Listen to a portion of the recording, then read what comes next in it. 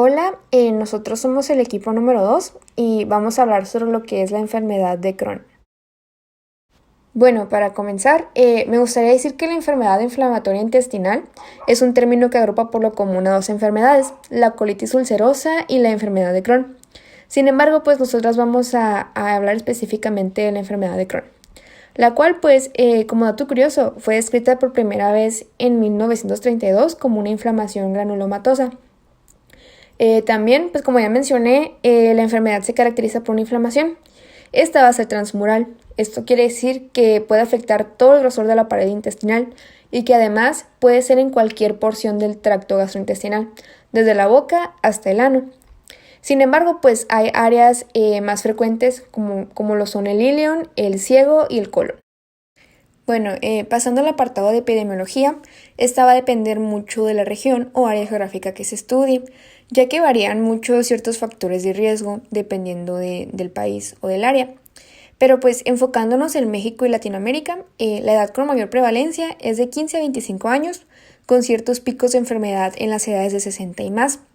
También, hablando sobre género, se cree que esta enfermedad afecta por igual tanto a hombres como mujeres.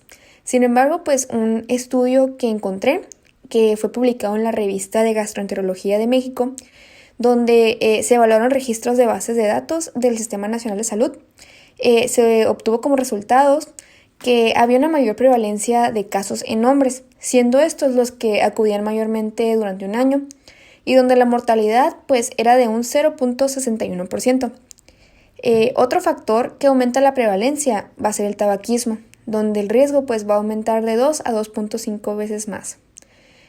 También, hablando globalmente, se cree que esta enfermedad afecta a 5 o 6 personas por cada 100,000 y que es más común en países industrializados como Canadá, Estados Unidos y parte de Europa.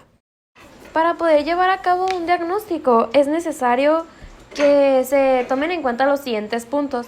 Bueno, en primer lugar, el diagnóstico generalmente se establece con los hallazgos endoscópicos en un paciente que aparte de este cuenta con la historia clínica compatible de esta enfermedad.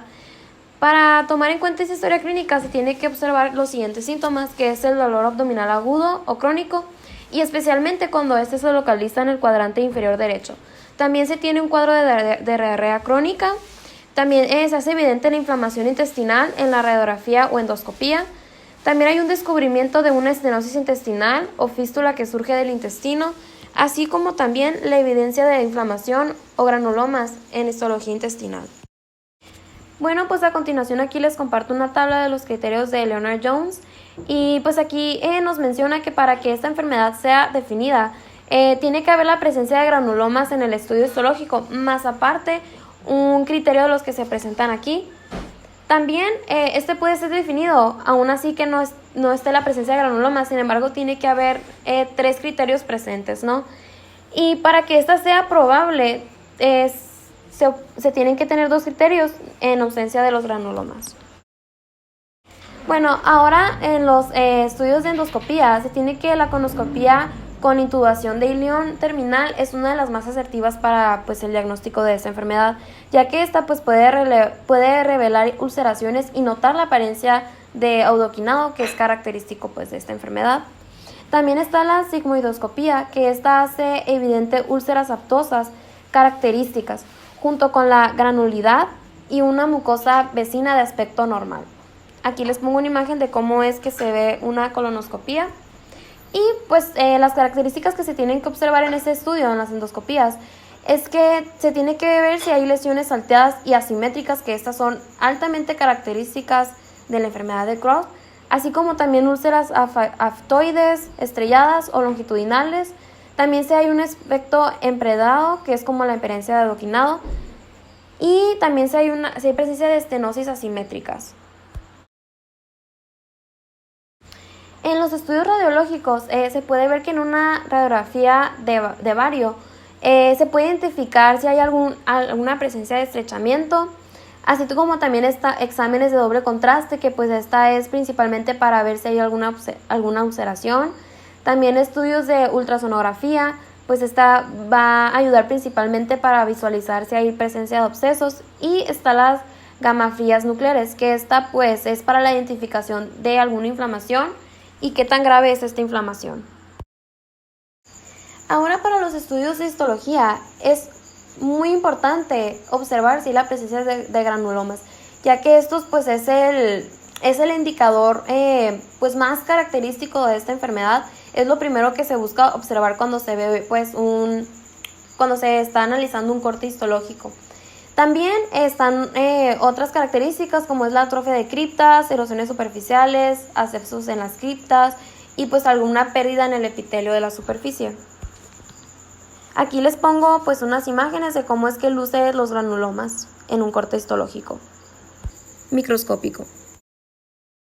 Y pues por último tenemos una biopsia de mucosa, que esta pues nos permite analizar muestras que se encuentran más profundas y de mayor tamaño, y pues de esta manera se puede hallar si hay un granuloma discreto. Esta principalmente nos ayuda para diagnosticar de manera útil el compromiso rectal que no es visible, que es difícil de identificar. Bueno, dentro de las etiologías tenemos que están pues los agentes infecciosos. Estos se comprenden por dos cosas principalmente, que son las micobacterias como la Mycobacterium paratuberculosis y la Salmonella trifosa, así como los virus de sarampión. También están los factores inmunológicos, que estos pues son las reacciones humorales y celulares, las cuales están en contra o bien dirigidas en contra de las células intestinales. Esto está mediado principalmente por la interleucina 1, 2, 8 y la FNT-alfa. Bueno, ahora dentro de los factores genéticos tenemos pues principalmente los antecedentes familiares. Sin embargo, también se dice que hay una mayor concordancia en gemelos monocigotos, que este es entre un 20 y 60%. Por otro lado, pues también están las mutaciones en el gen de susceptibilidad, que es el NOD2-CARD5, en el cual pues está en el locus IBD1 del cromosoma 16. Como factores ambientales tenemos el hábito del tabaquismo. La enfermedad de Crohn comienza con inflamación y abscesos de las criptas que progresan a pequeñas úlceras aptoides focales. Estas lesiones mucosas pueden evolucionar a úlceras longitudinales y transversales profundas, con edema de la mucosa interpuesta, lo que crea un aspecto de empedrado típico del intestino. Un gen de susceptibilidad para la enfermedad de Crohn descubierto se encuentra en la región pericentromédica del cromosoma 16 en el locus llamado IBD1. Diferentes mutaciones en un gen de este locus, el NOD2, confieren un aumento en la susceptibilidad para la enfermedad de Crohn. El establecimiento de la microflora intestinal comienza ya en el nacimiento y determina el desarrollo del sistema inmune intestinal. Esta interacción mantiene una activación constante y dinámica del sistema inmune intestinal a lo largo de toda la vida, que responde y se adapta a la población bacteriana sin inducir enfermedad, lo que se conoce como inflamación fisiológica. Por lo tanto, el reconocimiento y discriminación entre la flora comensal y los microorganismos potencialmente patógenos puede ser la clave en la delicada homeostasis de la mucosa intestinal. Esta función se basa, al menos en parte, en la inmunidad innata, cuyo principal fundamento es el reconocimiento innato de los productos bacterianos. La sensibilidad y la especificidad de esta importante función se mantiene por la capacidad de reconocer los patrones específicos microbianos mediante receptores de membrana denominados TLR. La activación del receptor de membrana inicia una cascada intracelular de cinasas que produce una translocación de factores de transcripción desde el citoplasma hacia el núcleo.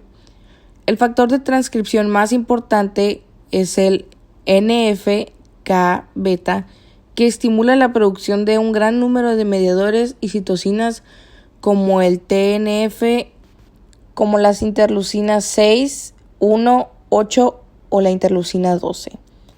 En la enfermedad de Crohn, la sobreexposición de los TLR podría inducir una alteración en el reconocimiento y discriminación de la propia flora y la activación de cascadas intracelulares cinasas que activan factores de transcripción nuclear como el NF-κ-beta. Los TLR más conocidos son el TLR4 y el TLR2 y se expresan no solo en células del sistema inmune, sino que también en el epitelio intestinal. El TLR4 funciona como un receptor para el lipoposacárido de las bacterias gram negativas, mientras que el TLR2 reconoce múltiples productos de bacterias gram positivas, micobacterias y levaduras. La superficie luminal del intestino y del colon está continuamente expuesta a bacterias comensales gram negativas, lo que debería inducir la activación de los TLR y la liberación de mediadores proinflamatorios. Sin embargo, las células epiteliales intestinales expresan niveles bajos de este tipo de receptores para mantener una situación de no respuesta. Historia natural de la enfermedad de Crohn. Periodo prepatogénico. Tenemos en primero al huésped, que se da por lo general en personas de 20 a 29 años de edad, y en personas que tienen algún familiar, por lo general padres o hermanos que tengan una enfermedad inflamatoria del intestino.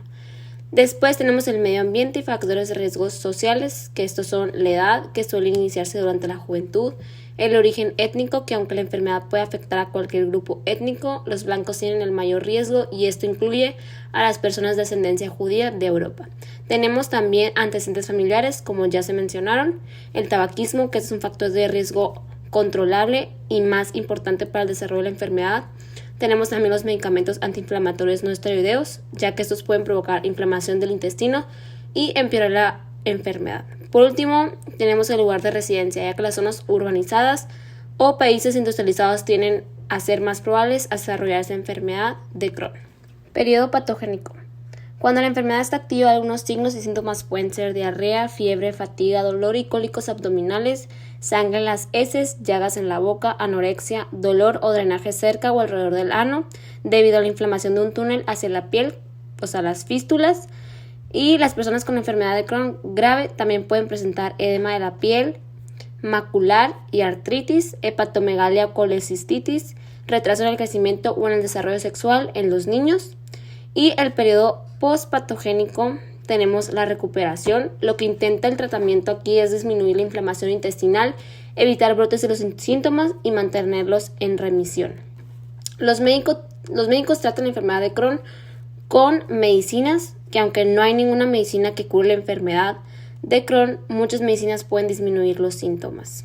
También tenemos el reposo intestinal. Si los síntomas de la enfermedad de Crohn son graves, es posible que deba reposar el intestino durante unos días o varias semanas. El reposo intestinal implica beber solo ciertos líquidos o no comer ni beber nada. Y por último tenemos la cirugía. La cirugía no cura la enfermedad, pero puede tratar las complicaciones y mejorar los síntomas. Una recuperación completa puede tomar de 4 a 6 semanas. Hay complicaciones. Podemos tener obstrucción intestinal, que si tienes una obstrucción completa necesitarás atención médica de inmediato. Fístulas, que por algunas personas las fístulas sanan con medicinas y cambios en la alimentación. Abscesos, que suelen drenar y recetar antibióticos. Fisuras anales, la mayoría de las fisuras anales sanan con tratamiento médico. Úlceras, que la mayoría de los casos del tratamiento para la enfermedad de Crohn también tratan las úlceras. Y por último también se puede tener una desnutrición, que es posible que necesite rehidratación, nutrición artificial, intravenosa o a través de una sonda alimentaria para reponer así los nutrientes. Las manifestaciones clínicas de la enfermedad de Crohn pueden clasificarse en digestivas y extradigestivas. Las características clínicas son muy variables y dependen de qué segmentos del tracto gastrointestinal se ven afectados predominantemente. Sin embargo, se ha visto que las formas de presentación clínica digestivas más características de la enfermedad de Crohn son la diarrea crónica por más de 6 semanas, suele ser el signo más frecuente, está relacionada con la actividad inflamatoria, la mala absorción intestinal o presencia de sales biliares. Esto ante la afectación ileal y en pacientes que tienen afectación localizada en el colon suele haber hematoquesia y moco y también hay tenesmo rectal. También está el dolor abdominal, referido en fosa ilíaca derecha o en región periumbilical, también presentando epigastralgia o dispepsia en casos de una afectación del tracto digestivo superior. También hay una pérdida ponderal de peso, esto por el catabolismo generado por la inflamación y la mala absorción del intestino delgado, y la hiporexia que presentan los pacientes afectados. Esta triada ocurre en la mayoría de los pacientes. También puede haber fiebre, afectación perianal con fístulas y abscesos, los cuales pueden preceder a la aparición de síntomas digestivos. En la exploración física tenemos que se puede palpar una masa abdominal en fosa ilíaca derecha. Entre las manifestaciones extraintestinales de la enfermedad de Crohn destacan artritis, eritema nudoso, uveitis e iritis, úlceras aftosas de la mucosa bucal, colangitis esclerosante, hepatitis activa, autoinmune, nefrolitiasis, probablemente relacionada con la mayor absorción de oxalato asociada con la esteatorrea, y manifestaciones osteoarticulares como la artropatía tanto axial como periférica. La gravedad de alguna de estas manifestaciones, como el eritema nudoso y la artritis periférica, se correlacionan con la gravedad de la inflamación intestinal. Los estudios de imagen son de gran ayuda para establecer el diagnóstico de la enfermedad de Crohn y su utilidad es variable. Entre los más recomendados está la enterografía o enterólisis por resonancia magnética o TAC. Tiene una alta precisión diagnóstica. Los hallazgos más comunes son el engrosamiento de la pared mayor a 3 milímetros en una asa distendida de intestino delgado, el aumento en el realce de la mucosa y estratificación mural, alteración de la grasa mesentérica y el signo del pene, aunque no siempre está presente. La enteroportomografía computarizada es la modalidad de primera línea para el diagnóstico. Está también la ecografía abdominal, que permite evaluar cambios entéricos como el engrosamiento y cambios perientéricos como enopatías, abscesos, entre otras. La tomografía computarizada y la ecografía abdominal son útiles para evaluar el alcance y la gravedad de la inflamación gastrointestinal y para detectar formación de abscesos. Está la resonancia magnética, que permite valorar la pared intestinal y las estructuras adyacentes. Permite identificar complicaciones, sobre todo las fistulosas. Los estudios contrastados como colon por enema y tránsito intestinal pueden evidenciar úlceras longitudinales como aspecto esclerótico asimétrico, con aspecto empedrado, estenosis, ulcerosas aptosas, úlceras irregulares, físulas y fístulas. Las pruebas de laboratorio iniciales que mandamos hacer a un paciente con enfermedad de Crohn son biometría hemática, que puede revelar anemia en la mayoría de los casos, y leucocitosis. La velocidad de sedimentación globular, que suele estar elevada, la proteína C reactiva, que también suele estar elevada, la prueba de heces para buscar evidencia de sangrado, la búsqueda de la toxina Clostridium difficile, la caltoprotectina fecal, que también está elevada, y proteínas totales y albúmen en suero suele estar disminuida. Ahora yo les hablaré sobre el tratamiento. En sí no hay una cura para esta enfermedad, por lo tanto el tratamiento se va a basar en reducir la inflamación y el control de los síntomas. Primero están los fármacos antidiarreicos, los cuales van a funcionar captando toxinas bacterianas presentes en el lumen intestinal y así no va a haber acción nociva en la mucosa. El principal es la loperamida y se va a utilizar para aliviar el dolor de estómago y diarrea. Después están los aminosalicilatos, los cuales van a inhibir la síntesis de prostaglandinas y son utilizados para tratar inflamación. El principal o el de elección es la sulfasalicina y los fármacos relacionados. Después encontramos a los corticosteroides, los cuales van a ayudar a inhibir la síntesis de proteínas inflamatorias. El principal es el prednisona o el prednisolana, ayuda a reducir la fiebre, diarrea e inflamación. También están los fármacos inmunomoduladores, los cuales actúan junto con la respuesta inmune innata. El principal va a ser la azatioprina y se utiliza en pacientes que no han respondido a otros fármacos. Están los fármacos biológicos, el principal es el infliximab, que va a derivar de los anticuerpos monoclonales del factor de necrosis tumoral y se va a utilizar para tratar casos moderados a graves de la enfermedad de Crohn. Y por último encontramos a los antibióticos de amplio espectro. Los antibióticos van a actuar bloqueando a la síntesis de ADN, de ARN, los ácidos nucleicos, etc. Y el principal antibiótico que se receta es el metronidazol, el cual va a ayudar a tratar a los abscesos y a las fístulas perianales. También puede ayudar a controlar el dolor de estómago y la diarrea. Como podemos ver, hay varios medicamentos. Los que mencioné ahorita son los de elección, pero en la tabla también podemos ver los demás medicamentos que se pueden utilizar. Bueno, ahora en esta tabla vemos las dosis de medicamentos de elección, la loperamida, las sulfasalicinas, la prednisona, la acetoprina, etc. Están las dosis en adultos y en niños. Ahora seguimos con el tratamiento, el régimen dietético. En sí no hay pruebas en las que se diga que una dieta va a ayudar con los síntomas, sin embargo ha habido pacientes que dicen que llevar una dieta balanceada en fibras y en lácteos va a ayudar a mejorar el dolor de estómago. En niños que padecen esta enfermedad normalmente van a sufrir mala absorción de nutrientes, por lo tanto se va a aplicar vía intravenosa nutrientes concentrados para la compensación. Una de las principales recomendaciones que se da es que el paciente deje de fumar y que vaya a moderar el consumo de bebidas alcohólicas. Y en cirugía, la cirugía se va a realizar cuando se obstruye el intestino o no se curan los abscesos y fístulas. Las principales cirugías que se realizan van a ser la resección del intestino delgado, la coloctomía subtotal y la proctolectomía e ileostomía. Por último, les vamos a hablar sobre los tipos de prevención primaria, secundaria y terciaria. En la prevención primaria se va a buscar evitar que suceda alguna enfermedad gastrointestinal, en este caso la enfermedad de Crohn, basándose en la prevención de consumir alimentos limpios, a lavarse las manos antes y después de comer, no consumir alimentos caducados, no comer en lugares ambulantes o que no se vean muy higiénicos, entre otros.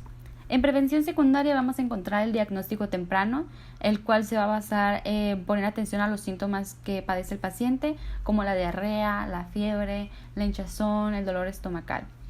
Y también se deben de realizar las pruebas diagnósticas necesarias, como la colonoscopia, la tomografía y la resonancia.